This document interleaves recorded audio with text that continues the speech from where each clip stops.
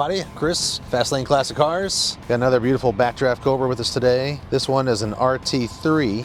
Currently they're on the RT4, so it's just the last generation. Still fantastic. One of the biggest differences between the RT3 and the RT4, on an RT3, you had a big and tall edition as an option. On the RT4, it's now standard. Biggest difference. This one is equipped with a Roush 427 engine. It is rated at 480 horsepower and 500 pounds-foot of torque. So it's a Windsor-based 427 small block. I believe it's a 351 that they stroked to 427. Aluminum heads, aluminum intake, aluminum water pump, nice and lightweight. Hydraulic roller valve train, very easy to drive. Got a lot of low-end power, so it's easy to take off and go have fun. You've got ceramic-coated headers, stainless steel side pipes, it's beautiful indigo blue paint. Got white stripes on it, and it's just fantastic. Four-wheel disc brakes, you've got adjustable coilovers on all four corners. And yeah, if you've seen some of our other videos, we're big fans of these Backdraft Cobras. They're just absolute balls of fun to drive. Some of the best bang for your buck. Yeah. Sports cars. Yeah, and there are other kits or replicas out there.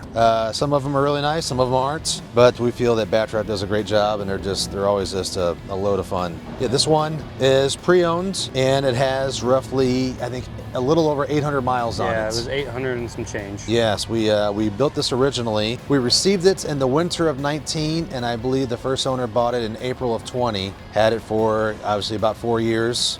Just wasn't driving it enough, so he brought it to us to help find a new home. And that's what we're gonna do. And you wouldn't suspect that it has 800 miles. It feels just like any other Backdraft, really. It's still barely broken in. Yeah. You know, let's go for a drive. Ready to start it up? Yes.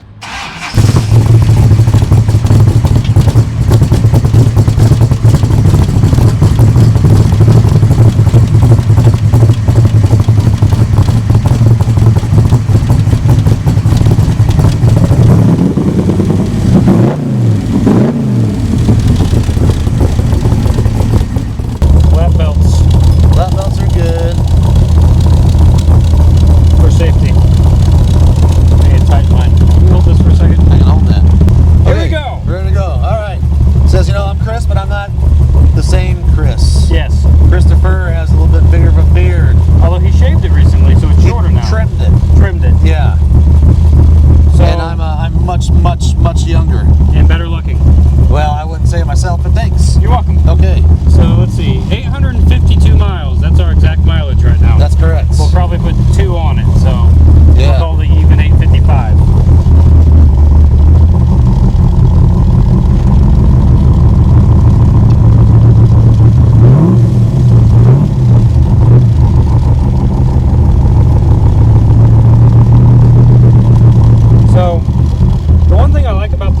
Are these still carbureted, technically? This one is, yes. Okay. So this one is, but even though it's carbureted and it's quite a large engine, they cold start pretty well. Yeah, they're not bad at all. And if someone wanted this to be carbureted or fuel injected, our shop can do that. Yeah. They can put a Holly Sniper fuel injection system on it. And that way when you turn the key, it'll just fire every time.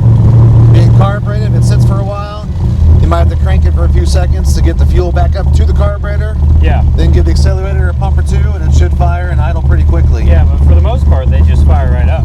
Yes.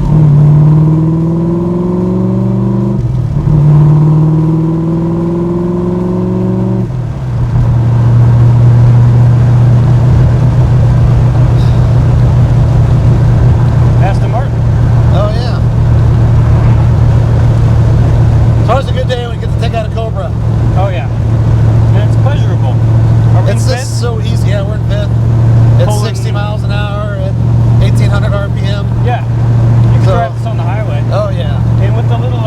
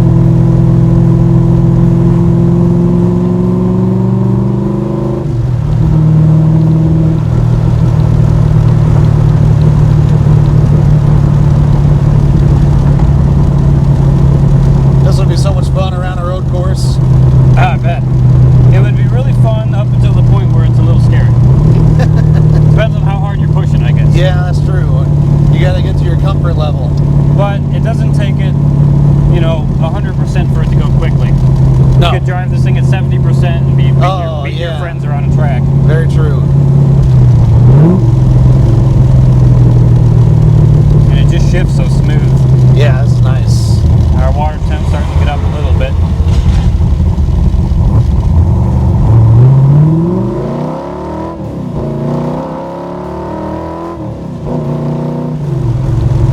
And there's the police. You still got a little bit of a pull there. Yeah, I mean, I didn't go above 30, so. Not bad at all. Makes plenty of power. Yeah, it does.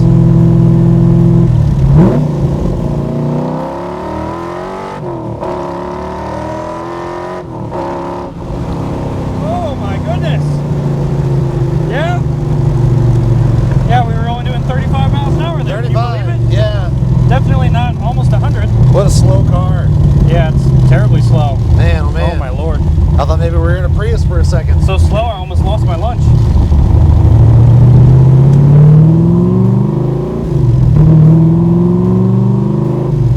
Alright. Want to maybe do a few flybys in this thing? Sure. Sounds good to me. I want to hear it from the outside. Sounds pretty similar to the inside. Yeah, because we kind of are outside, aren't we? Yes, we are.